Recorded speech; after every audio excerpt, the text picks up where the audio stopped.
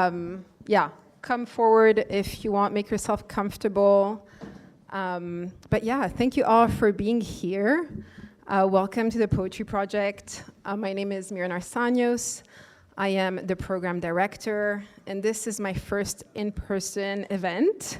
And what an honor for this first in-person event to be hosting nourbeSe, Philip, and Tonya Foster.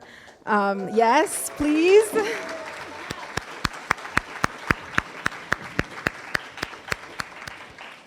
For the celebration of the 15-year anniversary of Zong, which is, I think, a book that changed everything for many of us. So thank you so much, nourbeSe, for this beautiful contribution. We also have some copies of the book available here, so please grab a copy. It's a new edition by Graywolf Press, and it's beautiful. It has two beautiful introductory essays, one by Setaey Hartman and Katrin McKintrick, and also a long introduction by nourbeSe that contextualizes the work as well, which is really deep and meaningful. So before we begin, I wanted to share a few of our upcoming events. There's a lot going on in the Poetry Project, and I hope you can join us for what's next. So on Friday, September 27, Daniel Borsuski and Vincent Toro will be reading. On Sunday, Energies, it's a reactivation of Gordon Matta Clark's Rosebush at St. Mark's Church. So it's going to be an event with readings and performances, and it's free, so I welcome you to join us for that one as well. And October, we have Dennis Cooper and Derek McCormack. So that's going to be big. It's going to be in the sanctuary. And on the next day, on Thursday, October 3rd, we're hosting the Palestinian novelist Ibrahim Nasrallah, who will be in conversation with Huda Fakhreddin. And they're just in town for a very short period, so catch them if you can. And on, and I think I'm going to stop here for upcoming events, but I really hope you can join us. What else? Yes, housekeeping. Oh yeah, we have an amazing new newsletter. So you have it, you should all have a copy. Each seat has a copy, and feel free to grab one as well at the door. And yes, bathrooms, important. We have two all gender bathrooms, one on the first floor and another one on the ground floor. If you need to get there, let me or anyone else on staff, Will and Nicole are here, and we will get you there.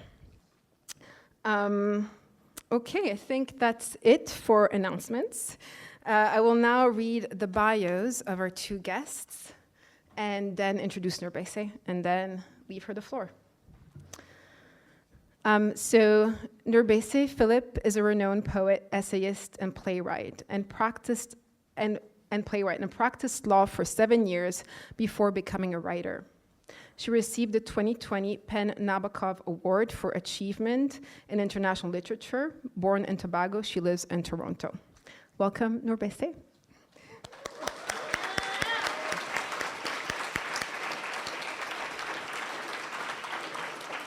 And this is the new edition of Zong. The authors have kindly agreed to sign copies, so go find them after the reading. And our second guest is Tonya M. Foster, is the author of A Swarm of Bees in High Court, also a really beautiful book here that is available. So please grab a copy. She's the author of A Swarm of Bees in High Court, the bilingual chapbook La Grammaire des Eaux, and a co-editor of Third Mind, Teaching Creative Writing Through Visual Art. Forthcoming publications include Thingifications, a Mathematic of Chaos, a 10th anniversary edition of A Swarm of Bees in High Court, Umbra Galaxy, a 2-volume compendium of the Umbra Writers' Workshop, in an anthology of experimental creative drafts. So a lot to look forward to. The 2023 recipient of the Foundation for Contemporary Arts. No? Okay. I was asked not to read this, so I won't. And that's, should I end here? Okay. Welcome, Tonya.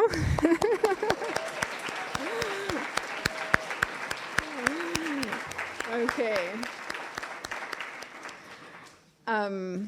Okay, and I will now introduce nourbeSe if I find my text. Here it is. Okay. There is a before and an after Zong, a book that altered the course of contemporary poetics and whose immeasurable contribution, there are simply no parameters to measure it, continues to challenge with each reading the book form itself, the way reading works as an individual act predicated on an object which, in this case, doesn't consent to being a single thing.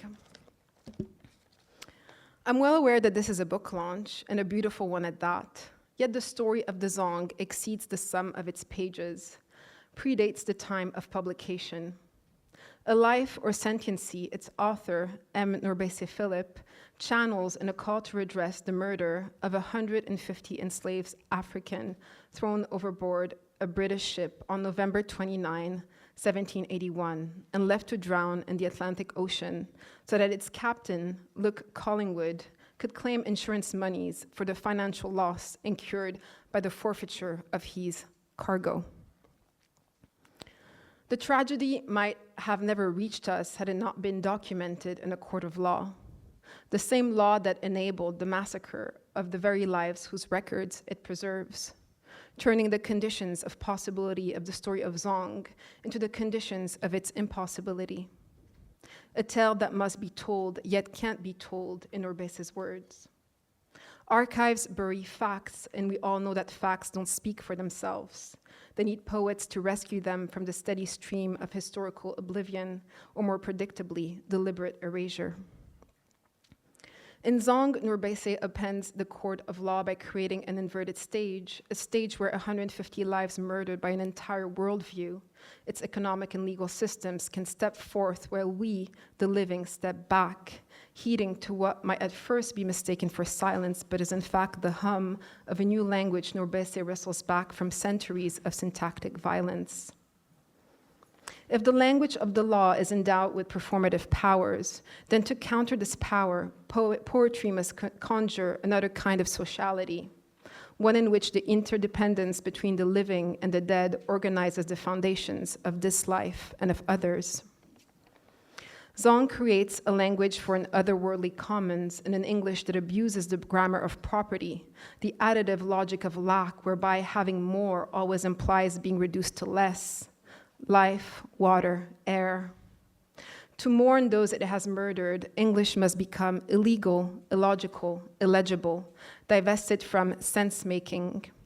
An anti-meaning, as nourbeSe writes, where words dislodged from their institutional history populate the page like haunted shells, stubborn historical detritus, particles of meaning embedded within a particular sound or voice. J'ai faim. Sal, sum, seva, Torah, sal, am, are some of the words overheard on the Zong that nourbeSe's poem, by impairing the discourse that originally silenced them, have made audible anew.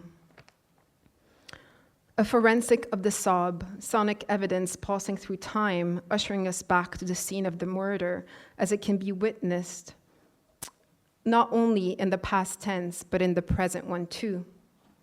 Without denying the specificity of this particular tragedy, it is safe to say that the same forces that have led to the massacre of the Zong are still in 2024 alive and thriving, cloaked under democratic values so as to better serve capital's enterprise of decimation and extraction. The same genocidal logic denying the value of certain lives by granting words to others is at work every time a Black person is murdered by the police in this country or left to rot in an overpopulated prison. That migrants crossing the Mediterranean in search of a future drown before Europe's apathetic gaze. and the repeated massacres Palestinians have and continue to endure at the hands of Israel's genocidal army, while the Western world talks of security and the right to exist. It's been 15 years since Zong was published that nourbeSe has been gathering us in polyvocal readings, acts of remembrance that aren't isolated or divorced from the current terms of our life. We're tremendously grateful for her commitment to the work of translation, summoning, convening, for writing poems in which each word acts as evidence not only of what was, but what is yet to come. Please join me in welcoming nourbeSe Philip to the stage.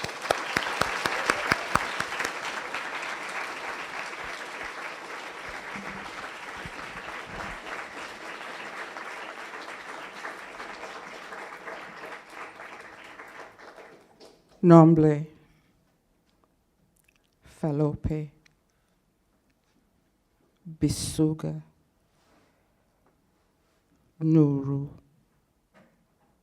chimwala, sala, nombre. Yemaya olokun, olokun yemaya. Yemaya olokun, olokun yemaya, nombre. Yemaya olokun, falope, olokun yemaya, bisuga. Yemaya olokun, nuro. Yemaya olokun, chimwala. Yemaya olokun, olokun yemaya, yemaya olokun, olokun yemaya,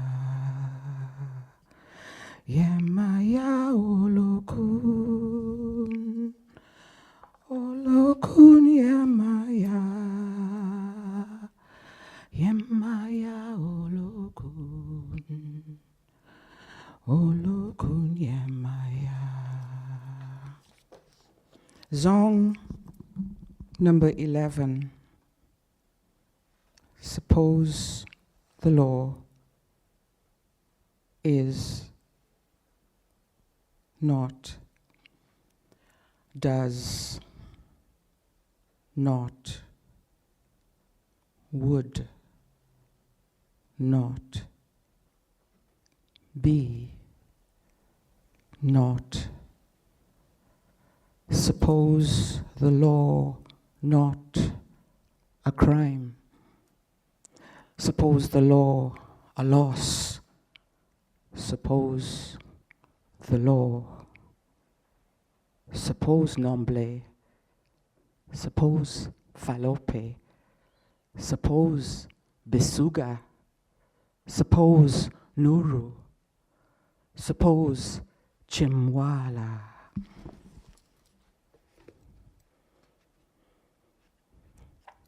Zong number 15. Defend the dead. Weight of circumstance, ground to usual, and etc., where the ratio of just in less than is necessary to murder. The subject in property, the save in underwriter, where etc. tunes justice, and the ratio of murder is the usual in occurred. Yemaya olokun, olokun yemaya, yemaya olokun, olokun yemaya. Akila, falope, ouma, weke, jubate.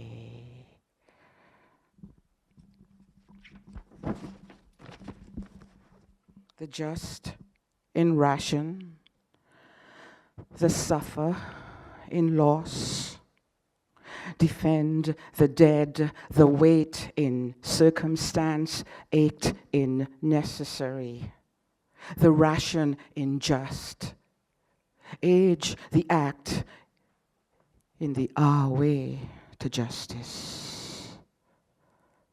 Yamaya olokun, olokun yamaya. Yemaya olokun, olokun yemaya. Masire, ndale, omowunmi, ramla, ajani.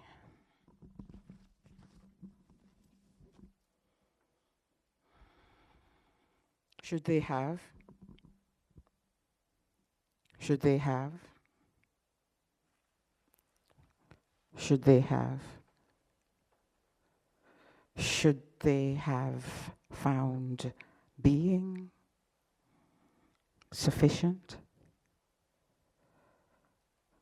a necessity? Portion that question.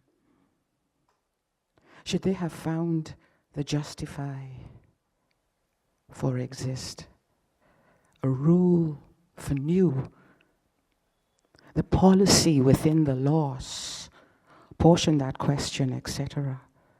Should they, might they have found nampumolelo, might they have found okulaja, might they have found ekisola, might they have found abike, arike.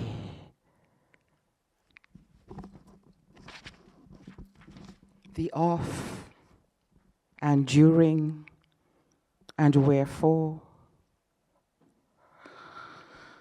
the preserving, the insurance of water, the within loss, the terms of exist, a Negro of wit. Should they have found water and being sufficient? Tulolope, Suma, Okunola, Kalife, Siad.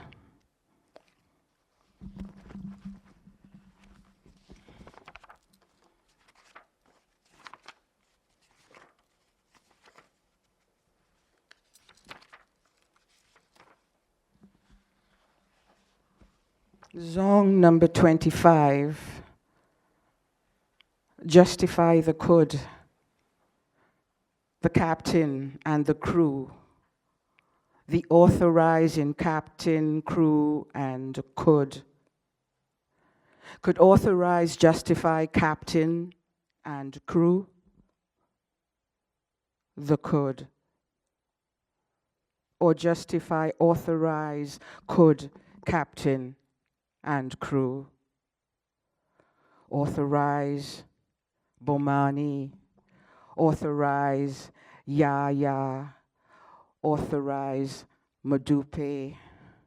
Authorize, Jabo. Fayola.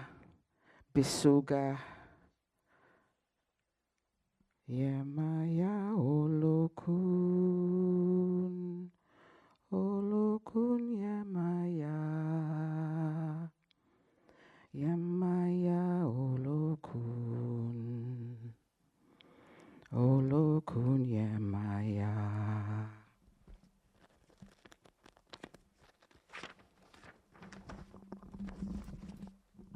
The crew, the captain, and the could. The justify in captain. Yemaya olokun. The justify in captain, could, and crew, in authorize, Justify the could, the captain, and the crew. Justify the authorize, the could. Mologo, Tiwalade, Unifada, Solanke, Wamakuta, Nsamba. Yamaya olokun, olokun yamaya, yamaya olokun, olokun yamaya, yamaya olokun, olokun yamaya. Yamaya olokun, olokun yamaya. Am is, no more is water, is word was, a den, a lair of liars. On the ship that set sail where from.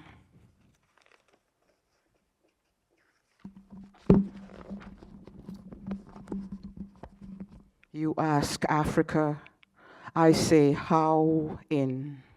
Side the wind, clams feed on weeds, weeds feed.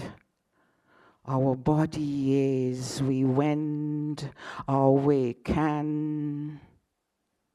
You not hear the noise?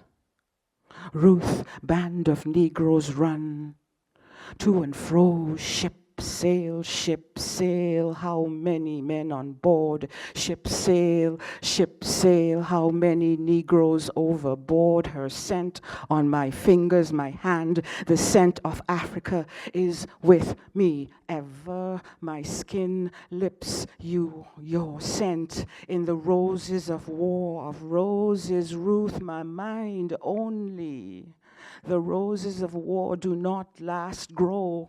Them ashe, then sere we feed the sea ashe. With them ashe, oh. Feed the seas with them. A frenzy of ashe, bodies, limbs, fins round and round ashe. My God. And my Eden, fish sip. Fish sup, fish sip and sup on the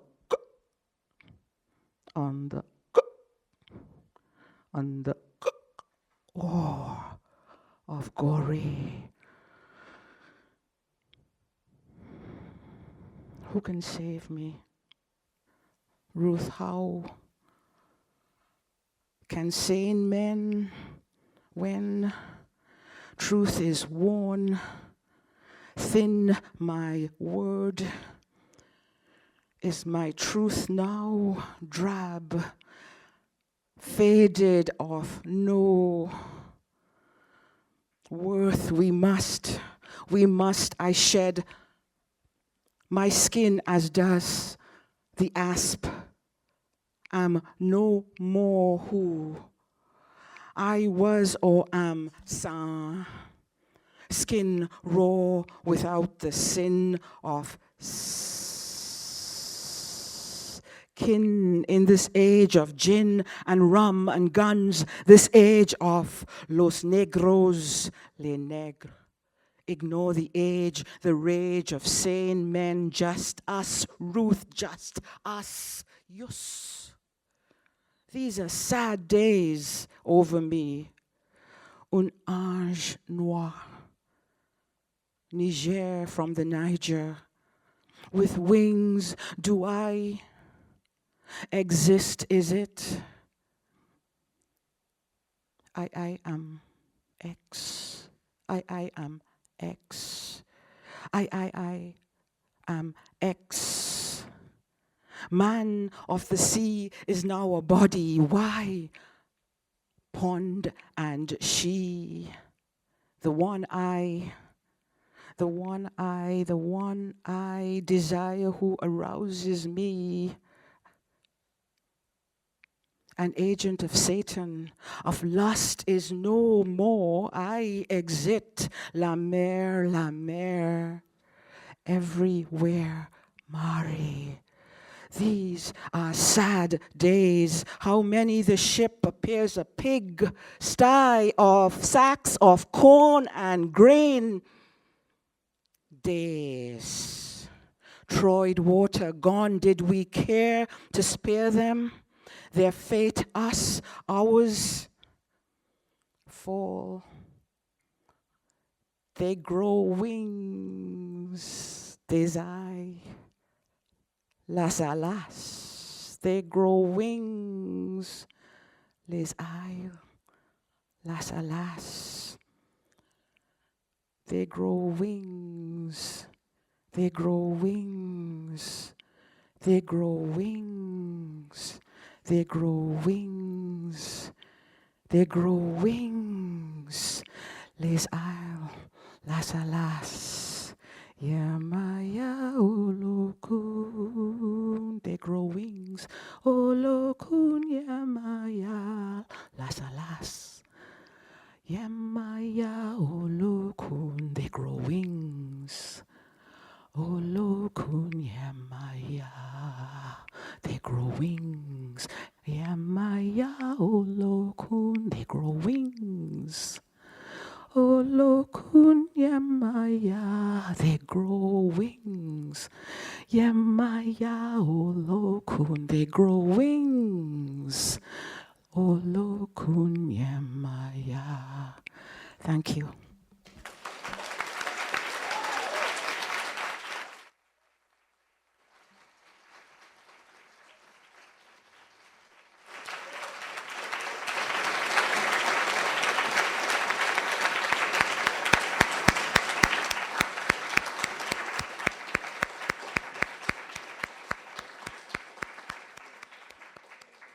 Thank you, nourbeSe. What a gift. Thank you so much. We're gonna change the setting here and install 2 chairs, 2 mics, so that Tonya and nourbeSe can begin a conversation. So it will take 2 minutes, 2-3 minutes to, don't go away, stay here. Yeah, it will be quick. Water, yes.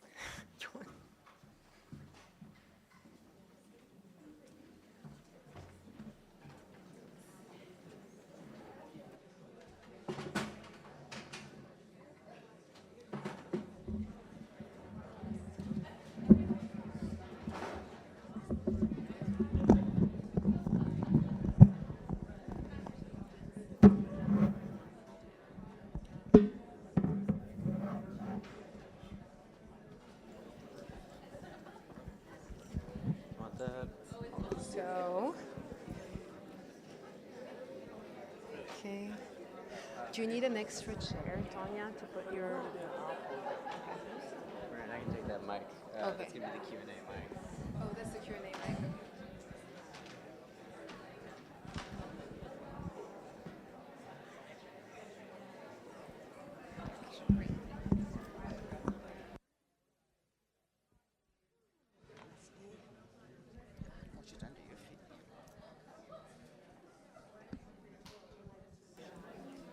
Perfect.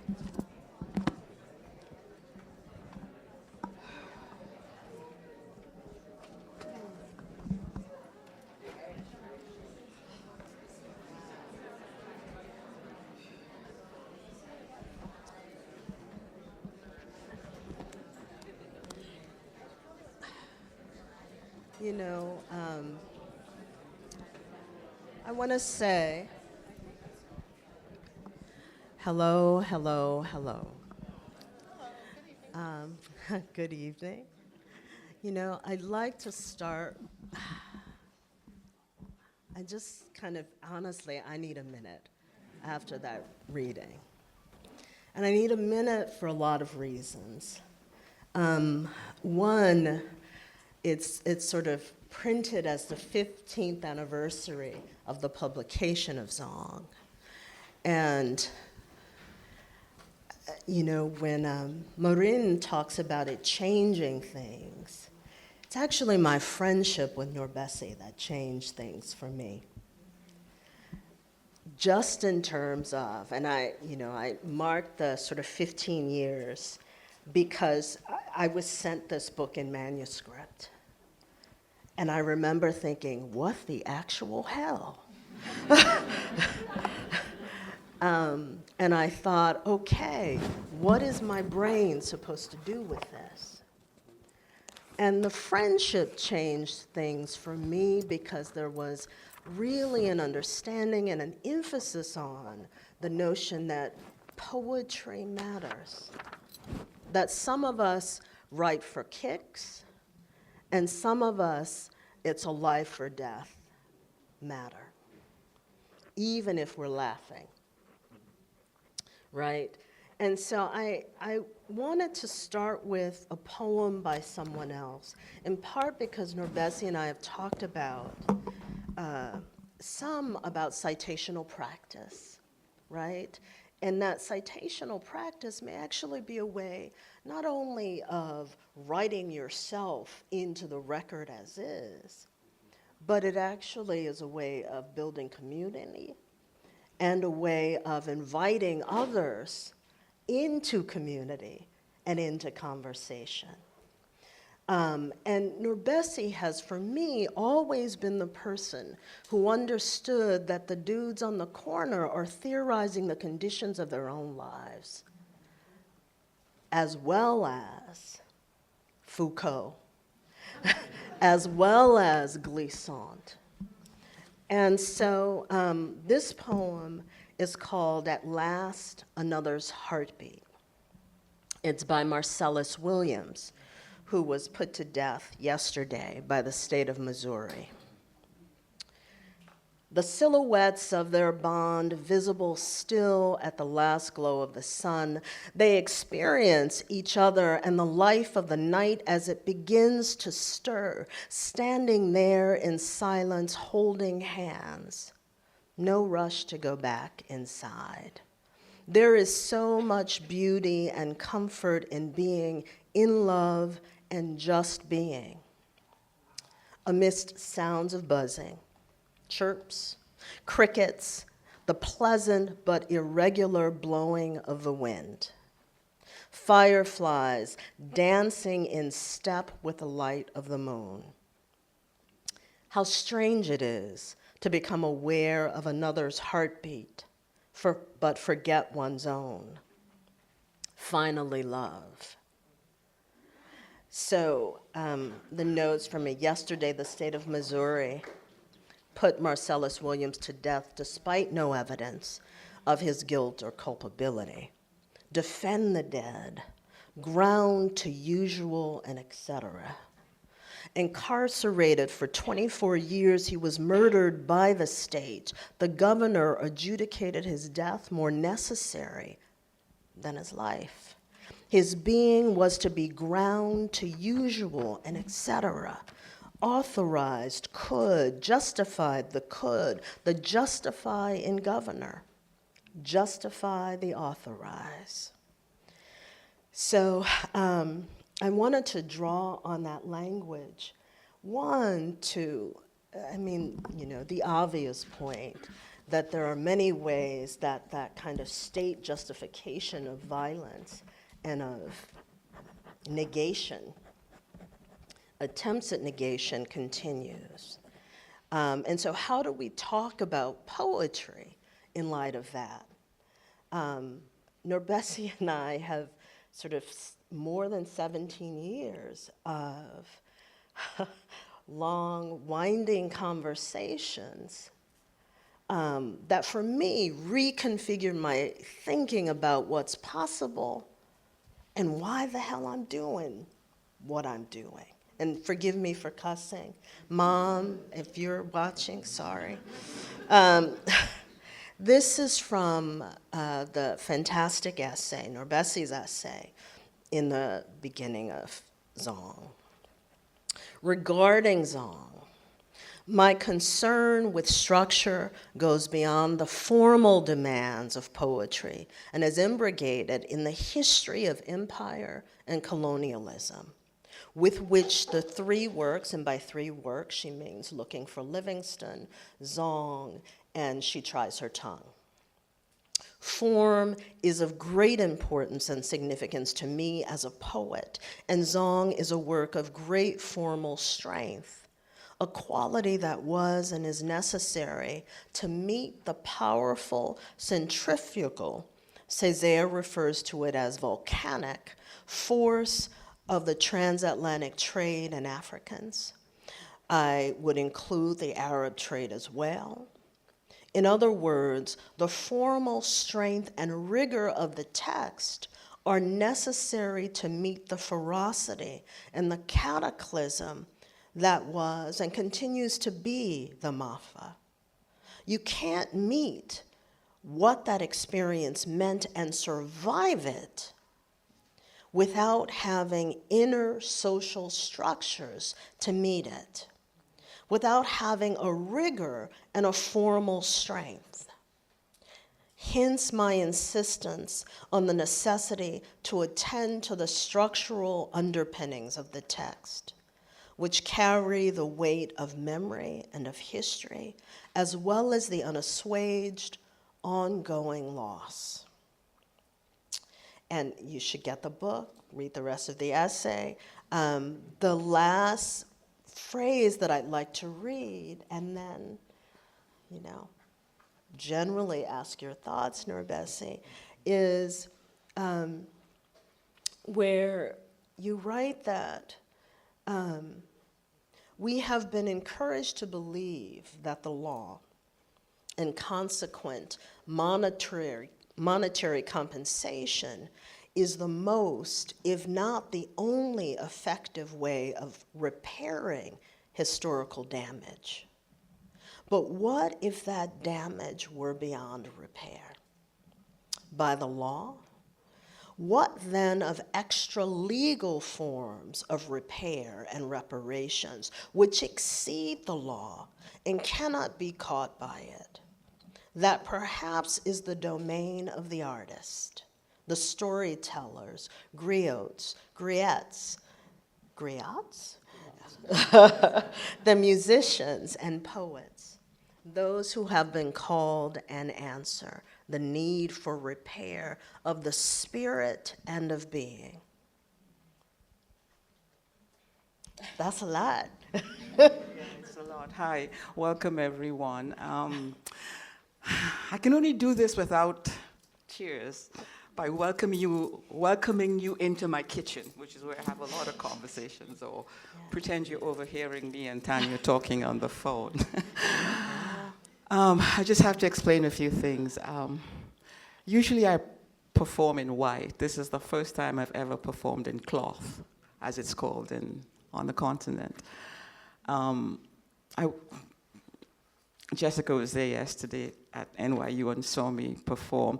It becomes difficult because usually I do a performance of Zong and it's extended, but with these hybrid forms, so to speak, where I'm supposed to read and perform and then do a conversation, it's always a problem as to what to do.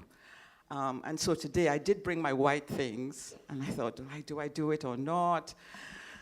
And then I thought on the way here, when I went to Ghana to ask permission to bring these voices forward, we went with this scholar. He used to teach here at one point, Kofi Anyedoho, Professor Kofi Anyedoho, and he took me to his home area of the Ewe people in Ghana. The Ewe people are the poets in Ghana, apparently, whereas the Ashanti are the lawyers and doctors and so on.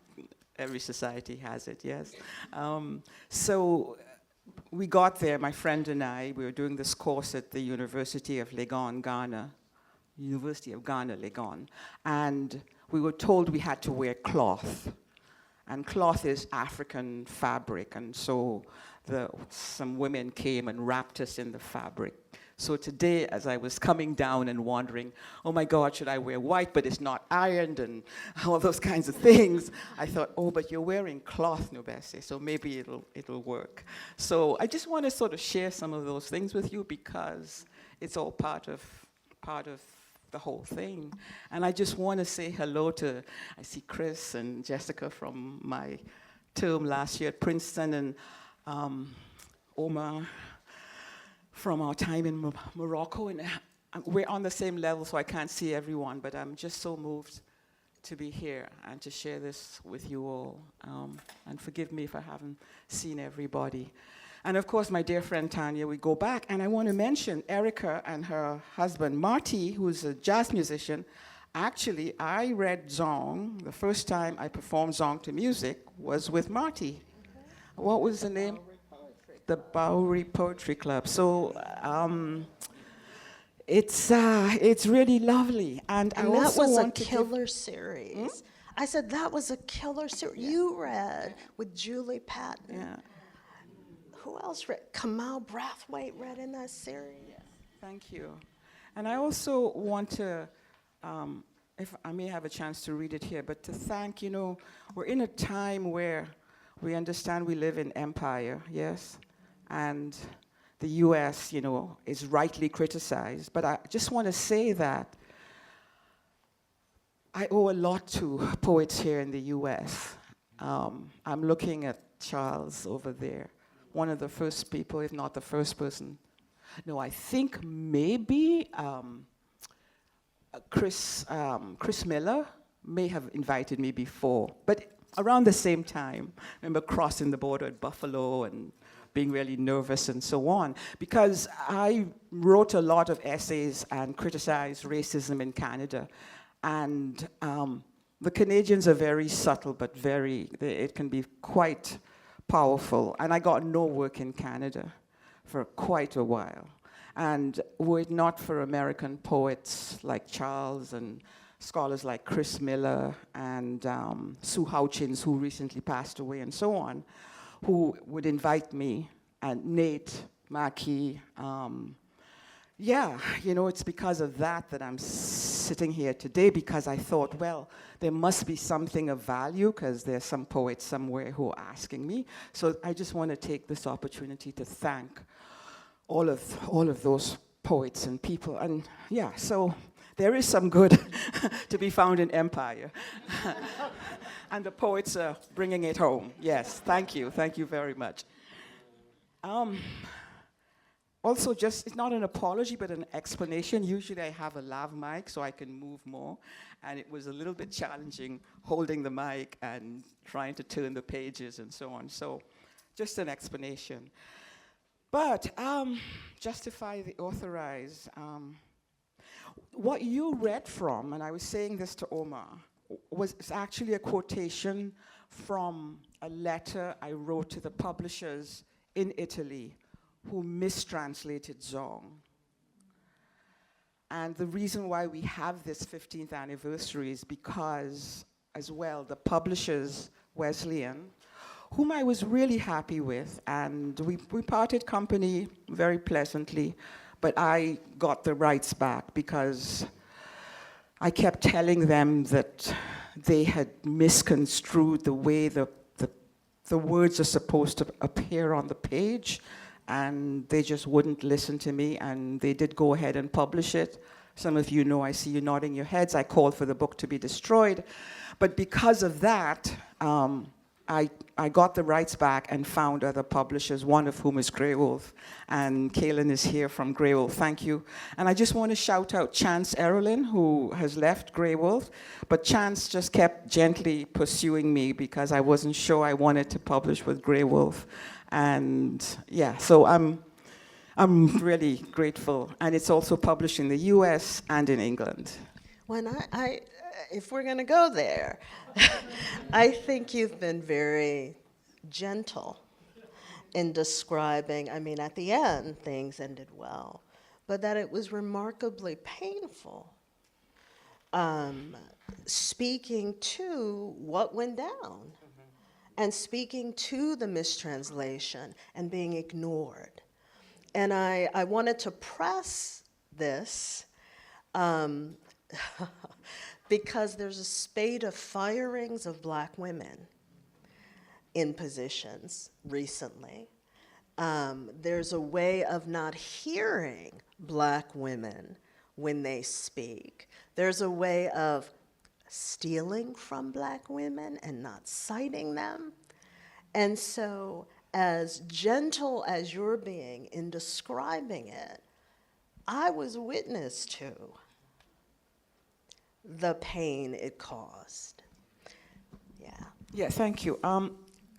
Most of you who know the work know the rationale behind the organization, which was that, and it's in the Notanda in the first edition, each fragment or word or phrase has to be rising into the space above it in the line immediately above.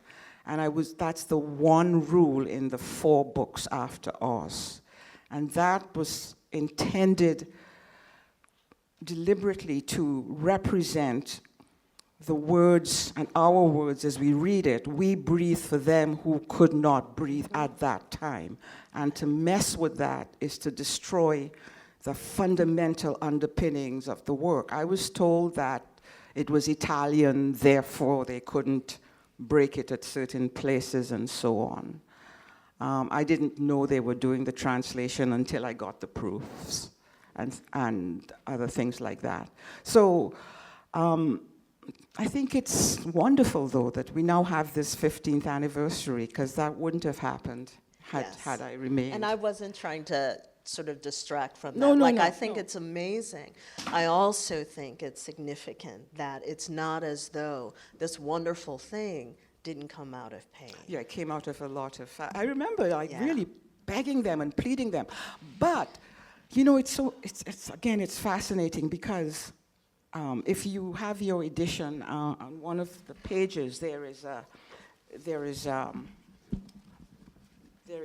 not a drawing, but an image of the text with lines drawn. And I actually used that to send to them, to show them why it was so important that the text be in a certain way. Because if you have words coming under each other, you can't draw that net. And what it reminded me of was the poetics of relation, an actual physical representation that everything is in relation to something, to another word or phrase, yes? So I learned a lot from that experience, but I want to get to your question about, related to the poem by Marcellus, because what I say in the last paragraph, no, not the last paragraph, the third, I think, paragraph from the Notanda, I'll just read it to you. The descendants of that experience appear creatures of the word, apparently brought into ontological being by fiat and by law. The law it was that said we were or were not. The fundamental resistance to this, whether or not it was being manifested in the many, many instances of insurrection, was the belief and knowledge that we, the creatures of fiat and law, always knew we existed outside of the law, that law, and that our being was prior in time to fiat, law, and word, which converted us to property, pig, port, field, wood, bull, Negro. It is a painful irony that today so many of us continue to live, albeit in an entirely different way, either outside of the law or literally imprisoned within it, unable to not tell the story that must be told. And I think it's really important. You know, I was saying recently to someone that, and I've thought this for a long time, that while I really think celebrating emancipation and so on, I understand it, but I have felt that, what are we celebrating? We're celebrating the European coming to an understanding, finalement, finally, that we all knew, that you cannot make of a human being a thing. That's what I mean about, there's another kind of freedom that we're talking about, and that if we can hold that close, the issues of reparations, which need to be monetary, but to remember that that's not the end-all and be-all. Because if we think that, then that's the end. That there's some forms of repair that only we can give ourselves and each other. We need to give it to ourselves. And that's where this idea, when I talked about spirit and intellect in terms of poetry, came up yesterday. So I think it's really important for us to keep some of those things in mind as the push for reparations comes up. And also that I believe deeply that there's no amount of money that can actually compensate for what happened to us. Yeah.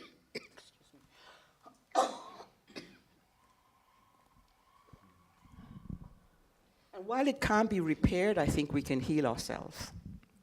And I have sometimes thought, I want to tell the Palestinians, just believe. And they do. I mean, I've been humbled by scenes I've seen online. But if we have survived that cataclysm, and have memory and continue to work, I think the impossible is possible, even as we face down what it is we're looking at today. I really do. We have to. There's a writer, some of you may know, I introduced her to the class last year, Colin Diane, who, she has a book called The Law is a White Dog. And she really digs deep into how the laws in the US, strip us of essential humanity and humanities. One of the things she pointed out, and I have to confess I didn't know, was that we were things until we committed a crime, or were deemed to commit a crime. So we only achieve personhood in a criminal context. And that legacy is still with us. It's evil. Corporations have no culpability. Absolutely. Right? So they can commit crimes and not be held responsible, and yet they're also deemed persons. So it's this weird thing that our sort of thingification, that our humanness was only detectable in the moment of crime. It's actually the opposite for corporations in the US. Yes. That's it. Wow. Now we are going to turn it for questions. I generally, there was a timer, so I try to stop. But there are many other questions I have about citations and other things. Let me say one thing, because I've been thinking about this idea of citation, and all of you know the essay by Sarah Ahmed, and there's a quote at the end which I think is really relevant here. If we are to learn how not to reproduce what we inherited. And I think that is the collective work that we're doing. How to not reproduce. I'd like to put it in a more positive way, but how to ensure maybe that we don't reproduce that which we inherited, or how to mess with what we inherited. Do you know? I come from an age, I'm very old, and I come from a time when you had to read text, take what you wanted from it, and throw out the rest. I call it scavenger scholarship. Seriously. No, because just think, 47, 52, what are you reading about who we are? And so it builds a kind of muscle, a bullshit detector, even without being trained. Okay, that I can use, that I don't have to use. I mean, and that to me is a kind of guerrilla scholarship that I think we still have to employ Yeah. Oh, I think that's right. I mean, I think that's the kind of living we have to employ. And that when I think about citation, I actually don't mean just quote those folks in the book. That quote, I don't want to go to the grandmother. Everybody goes to grandma. But like, well, some people don't like their grandmas. But, you know, talk to so many people, tell you, have something to tell you about how to live, how to survive what we're not meant to survive. And I am talking about survival here. I know it sounds dramatic, but Marcellus was just put to death for a crime he did not commit. That we can, and as if the crime were reason to take out somebody. So when I think about citational practice, I'm thinking about interdisciplinarity. I'm thinking about different registers of language. I'm thinking about different spaces we exist in. And that you are writing here about spirit, so often, and I'm gonna stop talking, actually, because I'm thinking so often we act as though the objective were a real point of view that were not created, as if it were somehow natural. We create the objective point of view in the same way that the subjective point of view is an invention of language. So, anyway, questions from you lovely people? Yes.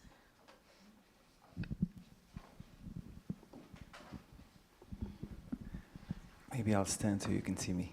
Hello, and thank you both for the conversation. Thank you, nourbeSe, for the reading. I was just wondering, I read an article recently, and I was wondering if you had come across it, nourbeSe. And I'm thinking about it in relation to a word that comes up in Notanda, which is exaqua, this word where you mention attending a lecture by somebody who worked on the genocides in Bosnia and Rwanda, and the necessity for families of survivors to exhume the bodies and find the bones. And you wonder what can be done with the liquid graves. Where are the bones in the Atlantic?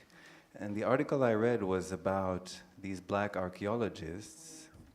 Of course, it's being a colonial profession. It doesn't have a lot of black people in it, or at least didn't. But there are black archaeologists now, and there is this project that is led by the Natural Museum of African American History, where they dive in the Atlantic to find remains of the ancestors. It's called the Slave Remains Project. And I was wondering if you had come across it, and if you can say something about that. Yeah, thank you for that. I'm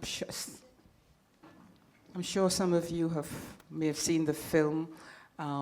Samuel L. helped to produce it. There's a film on Netflix in which I think it's about 7 parts, and he's actually with some of these divers as they start off. Well, it starts out with him being welcomed into a tribe in Africa that he has some connection with. And then it starts off in England, and they're black divers, and they've been going around to different, so there's one in South America, one off the east coast of Africa. It's actually quite wonderful and very much worth seeing, yeah. There was one that was set, well, there was a dive, but they featured that wonderful musician, what's her name? She plays banjo, Rhiannon, yeah, Rhiannon, yeah. So she was in that particular one. Yes, Omar, thank you for that. So I really recommend that. It's really worth seeing. And I know that they're a group of, I'm not sure, so I won't say who they are, but they were trying to get a certain section of the Atlantic declared prohibited to mining for oil and so on because of those who died there. You can look that up too. I'm sorry, I don't have much more detail about it. Yeah. Mm-hmm. There's one.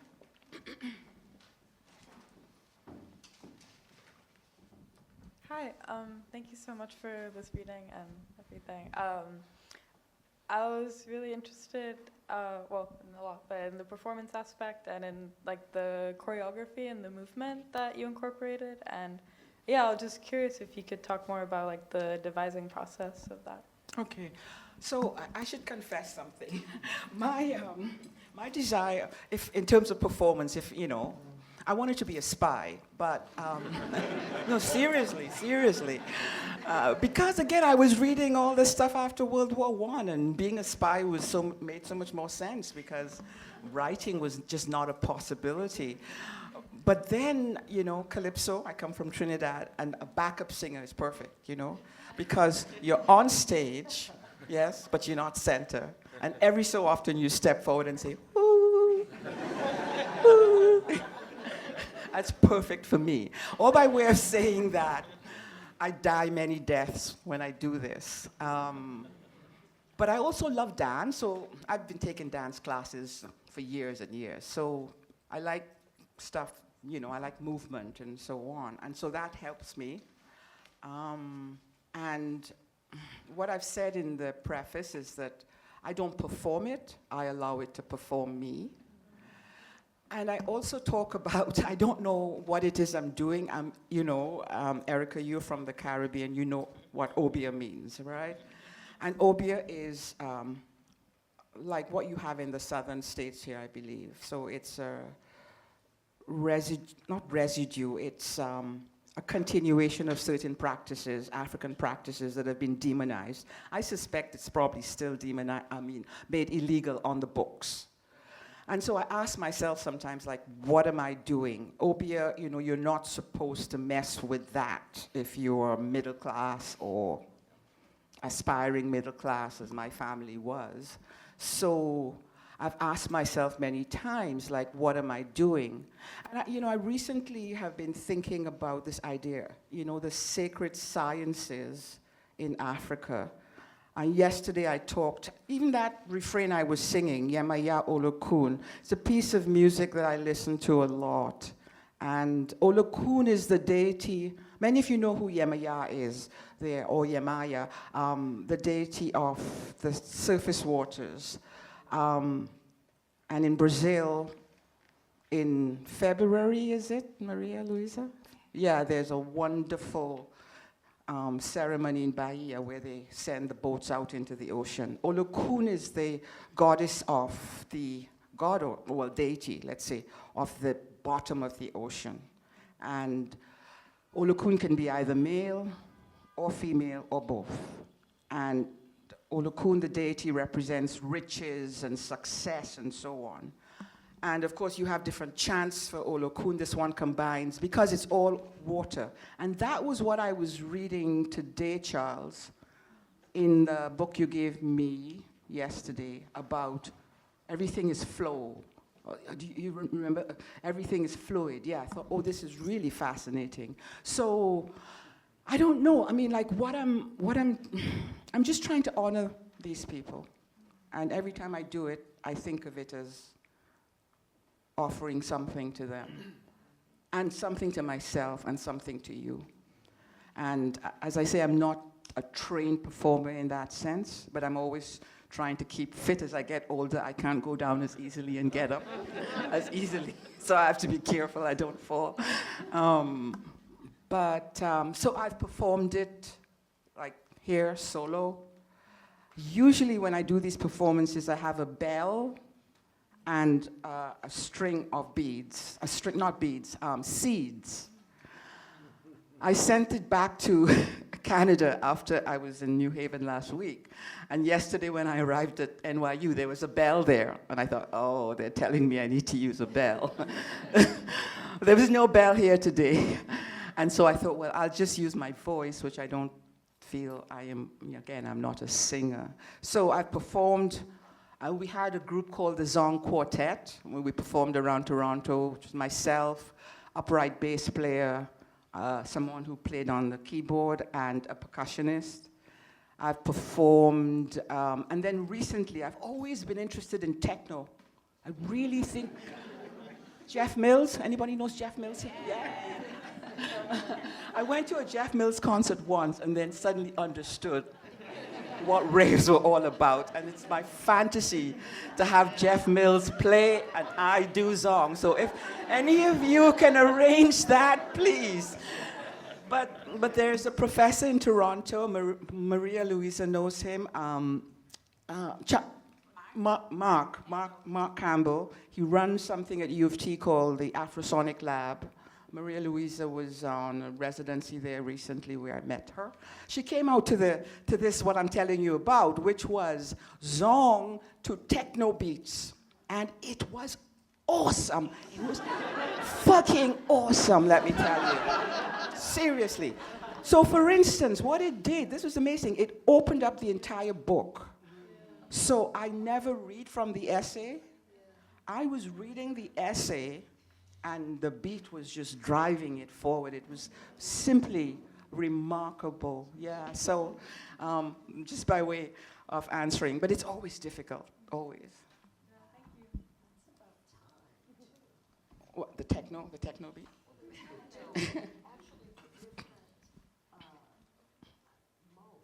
Mm-hmm. Mm-hmm. And that sense that there was one way you read it, Mm-hmm. and now you find that it opens up Mm-hmm. in this other way. Mm-hmm. Mm-hmm. Absolutely. And of course, I should say it's in. I'm a spy. Well, I think all writers are spies in some. Yes. No, I mean, in the spy in the sense of, you're always observing, you're looking, you're paying attention to what somebody does, how they sit, those who do fiction. Yeah, but I think all writers are spies. But I do want to say, it's in the footnote that I always shout out Fred Moten, who was the one who I was trying to figure out how to read this book. The same thing happened with She Tries Her Tongue. I didn't know how to read the second half of the book that had all these many voices. And then a student asked me one day to read Universal Grammar, and I said to her, I will if you read it with me. It was like a light bulb went off. Okay, that's what it's about. I don't know if this has happened to other writers. You do stuff and then you continue to learn from it. Yeah. And so I didn't know how to read this book, and then I met a woman at Cooper Union, and she said, have you heard what Fred did? I said, no. And she said he was teaching a class, and in the break, he said to the class, put down your coffee cups, pick up Zong, and start reading. And as soon as I heard that, I thought, oh yeah, that's what I have to do. I have to get a collective reading of it. So I just think in terms of citation, it says mentioned in the footnotes, but yeah. Yeah. It's all part of the performance, yeah. Yeah, and the collectivity. Yeah. Also, it's interesting. I'd love to go back to what you talked about. Okay, sorry. You mentioned that sometimes the work is performed through you, right? That the work comes through you. That's also how you list who the author is. That it's as told to you by, as though you are receiving this in some sense. And that's all. I just wanted to say that. And so that the performance, I see the, I hope you guys have seen the Frankie Beverly second line in New Orleans, largest second line in the world. Frankie Beverly and Mays, everybody's in white, and there is this ritual of like saying, okay, we are here for it. And something about him and that music is coursing through all these bodies, right? And so I think of Zong, even in that, especially in that sort of collective, that invitation for all of us, that it's not a collective invitation to perform something for entertainment, but it's actually an invitation to allow something to enter us. And I don't know, like I've been thinking about, we've gone back and forth about the way that it is necessary to break the language to get at what is the story that can't be told. Because the grammatical structures as they are have no space for it, have no articulation, and that we can't even know. And so it's not a performance, but an experience. Yeah. That's correct, yeah. And as you were talking, I was remembering when we were at Naropa many, many years ago, and Trayvon was shot, and we did a reading of Zong, a collective reading of Zong. It's online somewhere, I believe. Yeah, because the official language cannot tell the story. And that, I think that's part of what the can't be told, it must be told, it can't be told, it must be told, it can only be told by not telling. And the not telling is the unspooling of that language. Yeah. And that's the innovative impulse in Black culture. That it's not to be, that it's not innovation for innovation's sake. It's not innovation for the experimental. It's actually for an articulation that exceeds the capacity of the grammatical structures as they are, which are always regulatory. Yeah. To Absolutely. give voice to that. Absolutely. You know, and that for me was the most profound thing about Zong. That it said, wait a minute, look at what the grammar is doing to you. You know, and it's that break where I'm like, damn. And yet I take the language in me. I take the structures in me. They tell me how to see the world, and they tell me who I am. You know, how do I find my name that is the name outside of these structures? I'm thinking Kuta Kinte. It cost him his foot. You know? Yeah. Yeah. Okay, sorry. Let's go back to audience questions. Just, I'm coming with the mic. Yes. Okay. We have time for 2 more questions. I'm don't sorry. And then nourbeSe is going to read. Okay, is this on? Okay. I've read Zong a few times for class and on my own, and hearing it here tonight definitely brought a very distinct and different affective register, so thank you so much for your performance. You mentioned in most, if not all of your performances of Zong, that you wear white, and as I recall from videos I've seen of you performing that, I recall that's true. And you wore cloth tonight, so I wanted to ask, what do you think wearing cloth tonight brought to your performance? That's a wonderful question.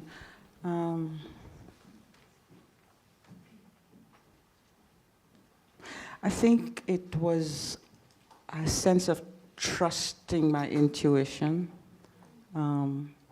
rather than locking myself into, okay, I must wear white no matter what. Because in a sense, I don't know, and it's risk-taking. So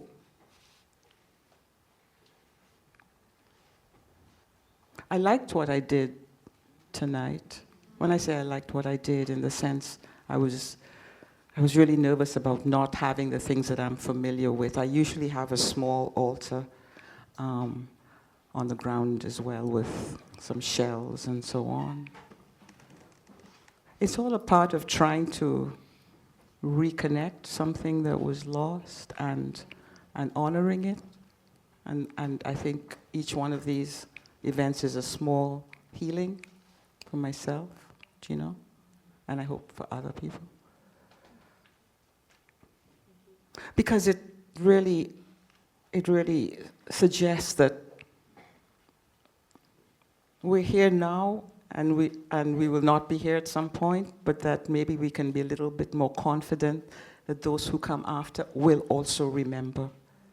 If we can remember, the possibility of them remembering and continuing what we're doing, you know, really lands with you. Yeah. Does that make sense? Yeah.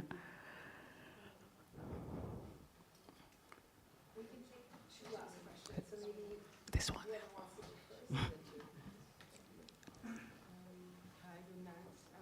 Good night.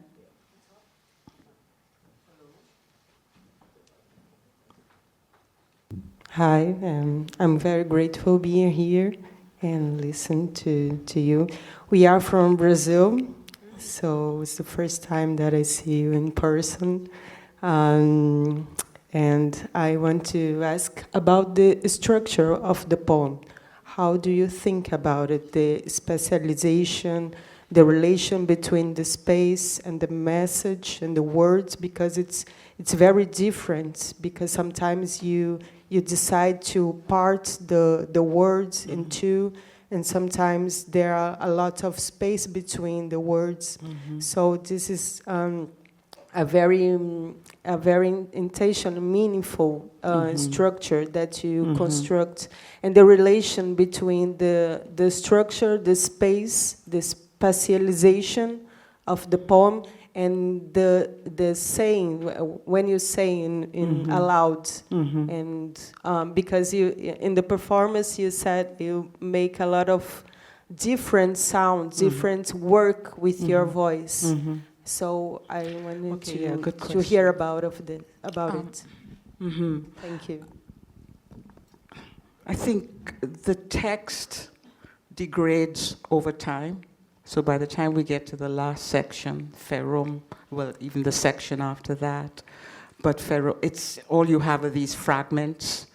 And it's interesting because when I read that, I didn't read from Ferum today, but just because it was a shorter time, but I can hear another language underneath. One of the problems is, or challenges, it's not a problem, it becomes a challenge when we do the durational readings, because by the time we get to the end, we're really tired.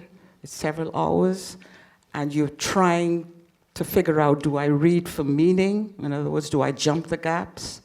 Or do I read just for sound? And some of the sounds, just even getting your tongue around it makes it difficult.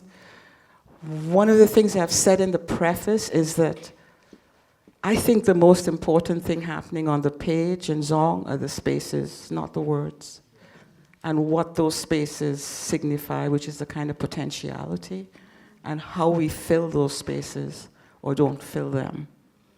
So it's taken me 15 years to really get that. So that's how I would, and when I was writing that section, I really had a sense that for the first time that I had found my own language, which is a language of grunt and growl, and it was, this is mine, you know, and you can get little stories when you read that broken, as if they're the people are talking to themselves about what's happening, and you hear, sometimes you understand, sometimes you don't, sometimes it sounds like gibberish. Yeah. Does that help? Yeah. I think there was...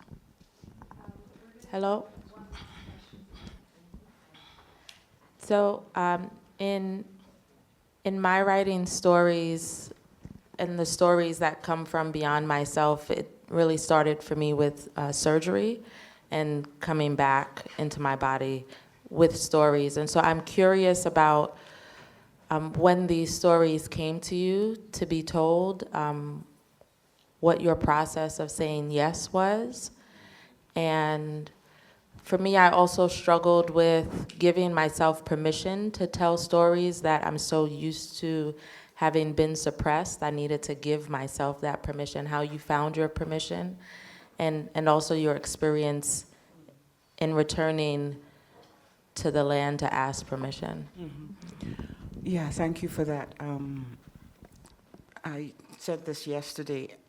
So the stories, when you're being trained as a lawyer, you're reading a lot of cases, and you're reading them through the system as they become precedent. And when I saw the case, Gregson versus Gilbert, I was shocked that it was such a short report for the murder of 150 people. But because I understood how the legal rhetorical system works and the publication and so on, I knew the stories were locked in those. There are 500 different words in the text, yeah. And so I just had to spend a lot of time. It took me a long time to decide to fragment the text.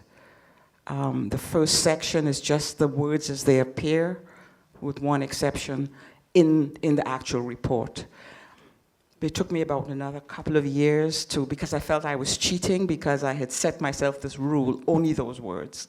So it took me a couple of years to do what I call a break and entry of the text.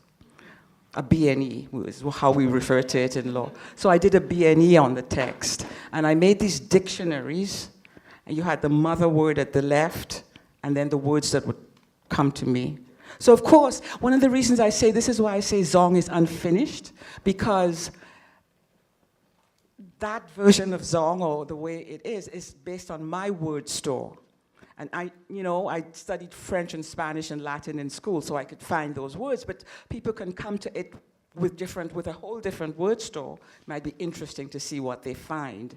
In fact, in terms of translation, this has come up because someone has said to me, to translate Zong, you would need to translate the mother document first. I don't know, I'm not a translator, before you could start to translate it, yes? In terms of permission, I actually went to Ghana to seek permission to bring the voices forward. And I shared this yesterday. It was a bit shocking.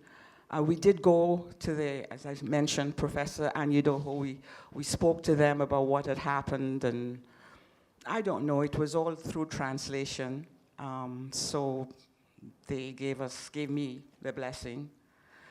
On the way back to London, I suddenly had this thought that I had to ask permission of the Europeans on board that, of their ancestors. And it was like, no, can't do that. No, not happening. But then I realized or became aware that if I wanted to bring these voices forward of the people on that ship, it had to be everybody. So I did go to Liverpool, I bought some whiskey, and I went down to the harbor, and I poured a libation and asked permission to bring those voices forward. Because I think I haven't been there myself, to that other plane where you go when you die, but I suspect that they're not concerned in quite the same way with racism and so on, right? I hope. But it was really important on a level of spirit to respect them in that way. So that's how I dealt with that. I think I covered everything in terms of that question. Yeah. I think there was one, this person over here.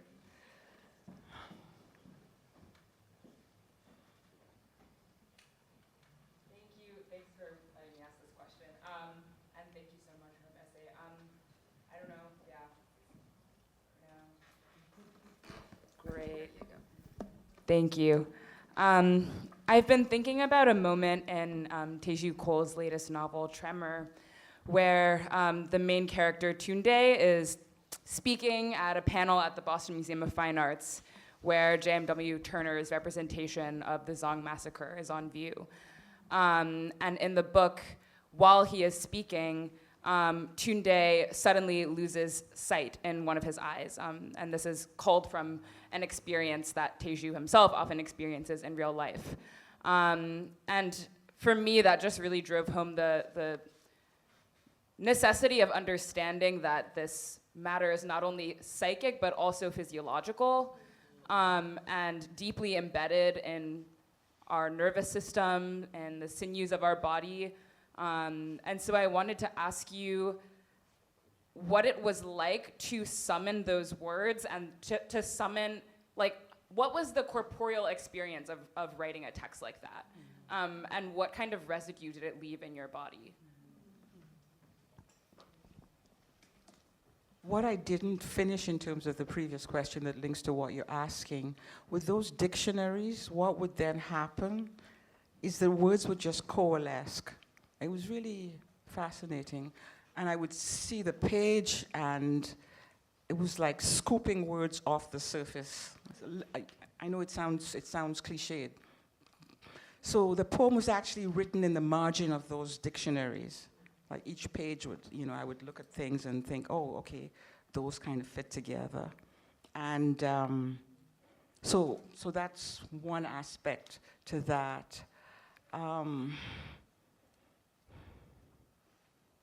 So when it was done, the publisher said it was too long. I had to cut 25% of it. And they weren't offering me any help. I sent it to actually Chris Miller, and I asked Chris's opinion, and she said, no, you can't lose 25% and still have the same book. So that's how I ended up in Ghana, because I thought, well, I don't know what to do. I'm going to go do this course with my friend and ask permission. It was written in a more conventional way. What is fascinating in terms of what you're asking is that when I came back from that visit, I went to a friend's farmhouse to work on it again, and I suddenly had this very counterintuitive idea: spread the words out. Now you would think that would make it longer, but it actually shortened it.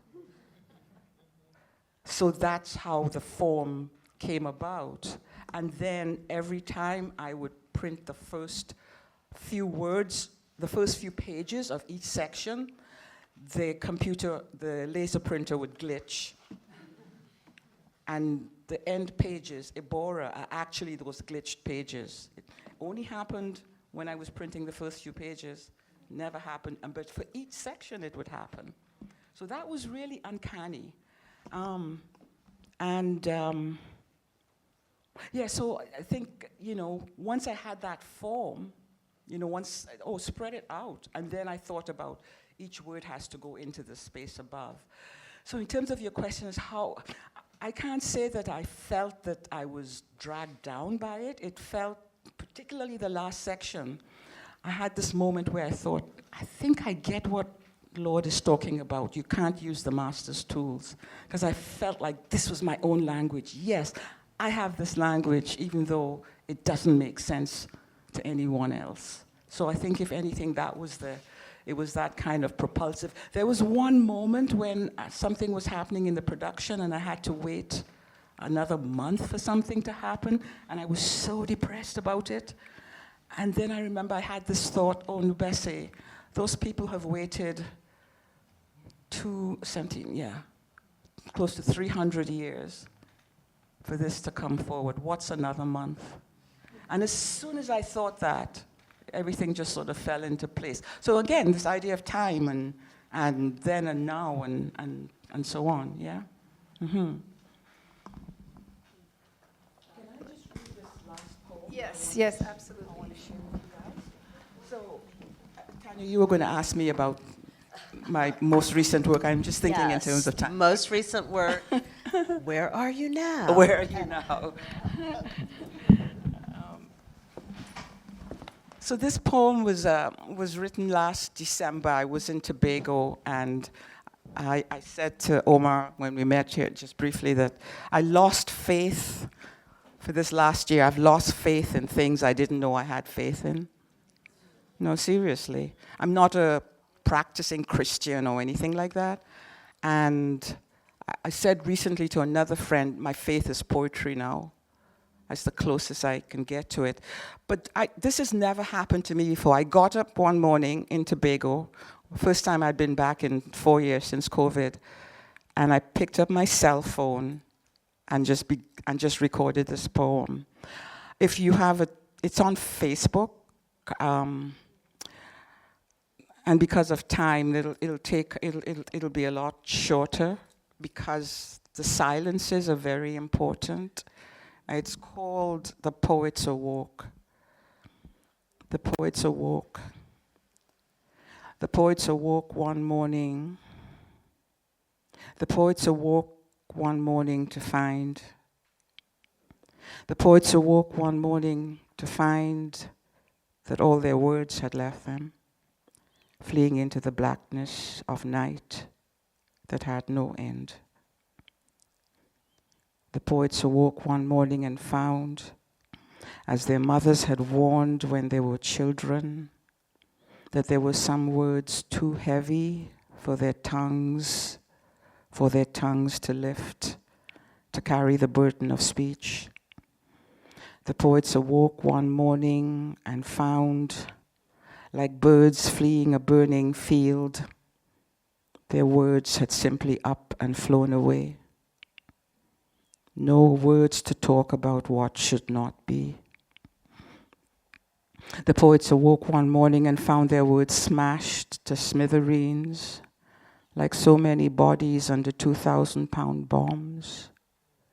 The poets scrambled, scrabbled, here, there, everywhere, under rubble, trying to find a word, a letter, a phrase. The poets awoke to find that words that appeared so inconsequential, the, and, but, this, that, even those had been destroyed. The poets awoke one morning to find that along with that, more portentous words like truth had disappeared. The poets awoke one morning, the poets awoke to find that even lies had gone, scurrying away, so much vermin under bright lights. The poets awoke one morning to find that there was nothing to say. And how could they be poets with nothing to say? The poets awoke one morning thinking of words like carnage and war and brutality and history, like punishment and retribution. The poets awoke one morning to find those important words dead, of no consequence, lying in the gutter. How could they, the poets who awoke that morning, those mornings, do what poets do? And what do poets do? The poets awoke that morning to nothing, to no words. On awaking one morning, that morning in the absence of words, in the absence of silence, the silence that is always absence, the poets turned to each other, then turned to face the world, to ask, who are we without our words, without our silences? How do we witness? On that morning that the poets awoke to find that all their words had fled, in consternation, in shock, in horror, that morning when they awoke to find that all their words had fled like sweat pouring out of their pores, had fled them, forget rats on a sinking ship. They, the poets who awoke that morning, were drowned in the absence of words, their own words, in the absence of silence, in the silence that is absence. Perhaps that morning the poets awoke along with those who are bereft. Perhaps that morning the poets cried. Thank you all very much.